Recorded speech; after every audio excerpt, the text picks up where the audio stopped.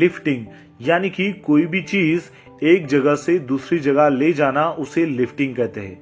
ये जो लिफ्टिंग होती है वो आप बाय यूजिंग क्रेन से भी कर सकते हो, बूम ट्रक से कर सकते हो और फोर्कलिफ्ट से भी कर सकते हो।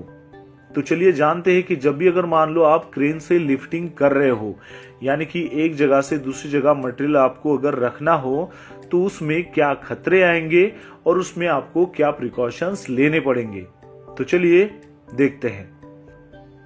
सबसे पहले देखते हैं उसके हजार्ड्स। सबसे पहला हजार्ड है सस्पेंडेड लोड। क्रेन से अगर मान लो आपने कोई लोड उठाया हुआ है और वो लोड के नीचे अगर मान लो कोई अगर आता है तो वो सस्पेंडेड लोड उसके ऊपर गिर सकता है। दूसरा है क्रेन जो है वो कोलैप्स हो सकती है। तीसरा है जो लोड है वो गिर सकता है। अगर आप डैमेज टूल्स और टैकल्स का अगर यूज कर रहे हो तो वो भी एक हजार्ड है। अगर आप अच्छे से सिग्नलिंग नहीं दे रहे हो क्रेन ऑपरेटर को तो वो भी एक हजार्ड है। अगर मान लो क्रेन को आपने जब लगाया है और उसकी ग्राउंड कंडीशंस अगर मान लो सही नहीं है, वो अनइवन है, वो भी एक हजार्ड है। क्रेन को आपने जिस पोजीशन पे लगाया है, जो भी उसके इर्द गिर्द जो भी नियर बाय स्ट्रक्चर्स है वो भी एक हजार्ड है। उसके ऊपर जो ओवरहेड पावर लाइंस आती है वो भी एक हजार्ड है। उस क्रेन का मैकेनिकल फेलियर भी हो सकता है, वो भी एक हजार्ड है। जिस लोड को उठा रहे हैं उसे अगर मान लो प्रॉपरली रिगिंग नहीं किया हुआ है वो भी एक हजार्ड है। अगर मान लो कि लोड जो है वो ज्यादा हो रहा है और उसकी मूवमेंट बराबर हो नहीं पा रही है, वो अनकंट्रोल हो रहा है, तो वो भी एक हजार्ड है। अब आइए देखते हैं कि लिफ्टिंग के प्रिकॉशंस क्या है। तो सबसे पहले जब भी आपको लिफ्टिंग करना हो तो आपके पास होना चाहिए PTW यानी कि परमिट टू वर्क। फिर होना चाहिए उसका लिफ्टिंग प्लान।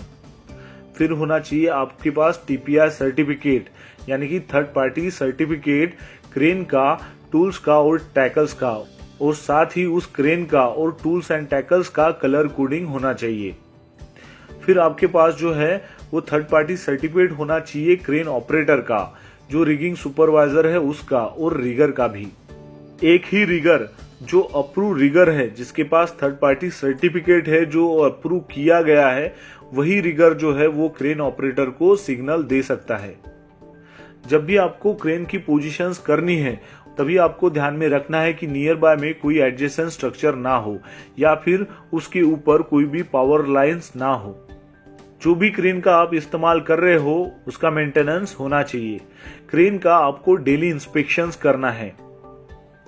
आपने अगर मान लो क्रेन को लिफ्टिंग करने के लिए पोजीशन में लगा दिया तो साथ ही उसके सराउंडिंग में उसका जो लिफ्टिंग एरिया आता है उसको आपको बैरिकेड करना है और साथ ही लिफ्टिंग बोर्ड का साइन बोर्ड लगाना है, ताकि एडजेसेंट जो भी एक्टिविटी चालू है उनको पता चल सके कि ये लिफ्टिंग एरिया है और इसमें जाना मना है। क्रेन से अगर मान लो कोई लोड एक जगह से दूसरी जगह ले जा रहे हैं, उस वक्त उस लोड के नीचे में किसी ने आना नहीं है या फिर खड़े भी रहना नहीं है।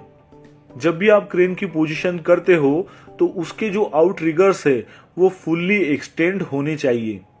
क्रेन के जो भी सेफ्टी डिवाइसेस है उसे आपको अच्छी तरह से इंस्टॉल करना है और चेक करना है, जैसे कि anti two block device, anemometer, limit switch and level indicators, और वो अच्छे से काम कर रहे हैं ये आपको इंश्योर करना है।